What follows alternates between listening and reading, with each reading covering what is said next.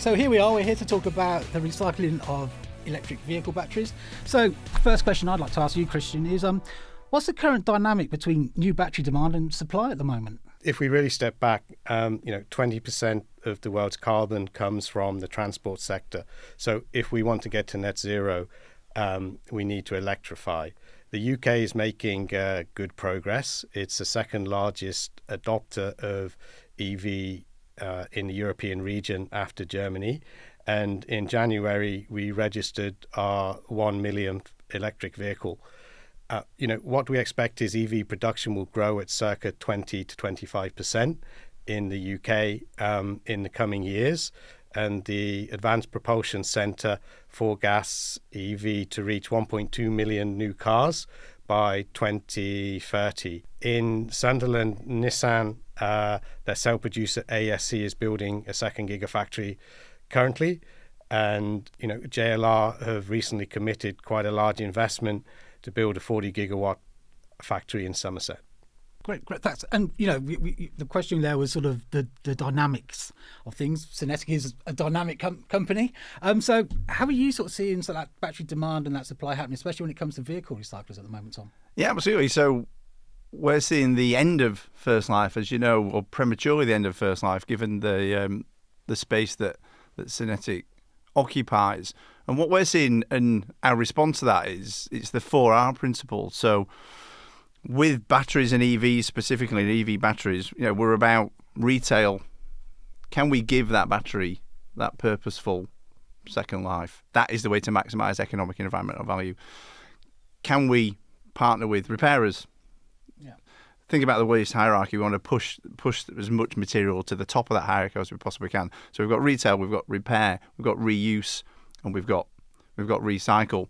So what we're seeing is 50% year-on-year increase of EV vehicles coming through the SYNETIQ business. That's the supply side, because as Christian has mentioned, more than 1 million EVs on the road. We get our share of those, given who we partner with and what we do. So our role in this world to maximise economic and environmental value is to build the partnerships across retail, repair, reuse and recycle, such that we are maximising the economic and environmental value.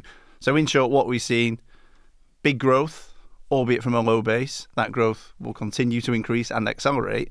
And what our responsibility to do is make sure we have the infrastructure, the logistics, the know-how, the technology, the safety and the partnerships across retail, repair, reuse and recycle to maximise the value of those batteries economically and environmentally. And also, just you said the word balance there, because as SYNETIQ, you are dealing with traditional vehicles a lot, and you are sort of trying to I'm not saying the word guess, because I'm sure it's beyond the word guess, but how are you dealing with that balance between the traditional vehicles coming in and then the electric vehicles that are coming in at the same time? Yeah, well, there's ever increasing number, as I mentioned, so 50% year-on-year growth. I think some of that stems from our clients, so we're fortunate and very proud to work with some very progressive insurers and some very progressive fleet operators who have got commitments to net zero.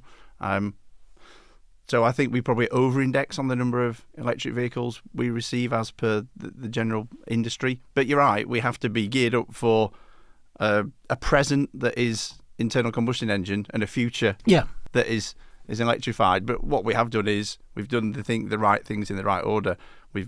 We've built our understanding, we've built our knowledge, we've built our skills. So technicians, training, safety, we've got the right resources, and we're having really progressive conversations with the likes of yourself, with Altilium and others to make sure that we stay right at the forefront of that transition. But it's right, we're operating in an electrified future with an internal combustion present in terms of our volumes. But from our Altilium side, we've seen that SYNETIQ is a leader in sustainability in the new EV battery ecosystem that's being built here in the UK, and has been an early adopter in building a circular economy for batteries. This concept of closing the loop on EV batteries, so they don't go to landfill. So we reduce the carbon footprint of new batteries, and also we save our natural resources because we're doing less mining. So I think, you should be very proud of the fact that, you've been one of the first companies to identify the opportunity to supply EV batteries, I think, firstly into second use stationary storage, because I think that's important as well. And Tom, SYNETIQ, you're always addressing change. How are you seeing the future? How would you like to sort of be speaking to make this a more better CO2 free world that we're going to live in? Yeah. Well, I think I get the sense generally that positive urgency is there. If I think about specifically what we're doing at SYNETIQ around energy transition and circularity, I've touched on it already. It's genuinely looking outside of our business, looking outside of our industry to find those best-in-class operators, whether it be insurers at the front of our value chain or whether it be battery partners at the end of our value chain. And really doing our homework, doing our diligence, building our knowledge, building our network to make sure that in delivering our mission to maximise economic and environmental value, we've not left any stone unturned.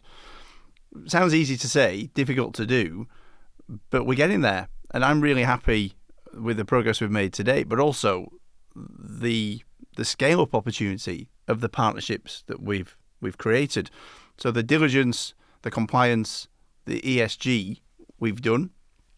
Now it's about how do we really take this to scale, because our insurer clients and our fleet clients and our local government clients and national government clients need that from us. So it's really incumbent on us that we deliver those partnerships, because one thing's for sure is we can't do this on our own, but we're a small but important part of that ecosystem that doesn't yet quite fully exist but is beginning to, and that's the exciting bit. I think the question around what help is needed, there's a lot of funding out there.